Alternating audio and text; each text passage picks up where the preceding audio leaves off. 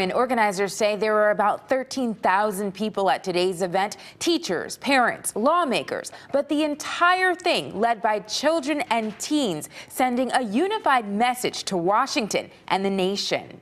No more silence! End gun violence! Thousands of men Peace violence ends! and women, led by children and teens. We need to do something about the issue of gun violence and the epidemic of mass shootings in our country. Calling for an end to gun violence at Connecticut's March for Our Lives. My aunt was the principal of Sandy Hook Elementary School, and in 2012, just an 8th grader, my whole life changed. Lead organizer Tyler Suarez says he no longer feels the hopelessness that followed the shooting deaths of 26 children and educators in Newtown, including his aunt, Dawn Lafferty Hochsprung.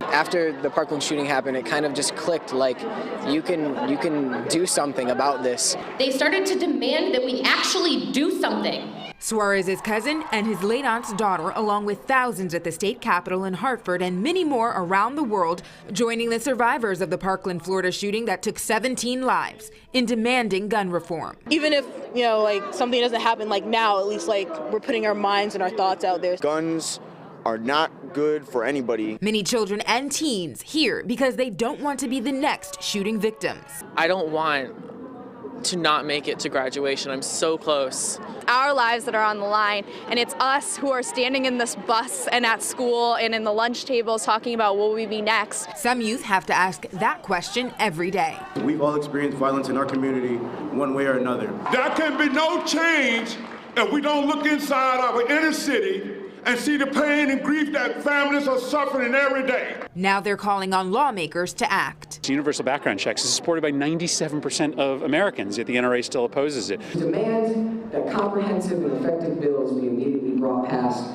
into Congress that address these issues.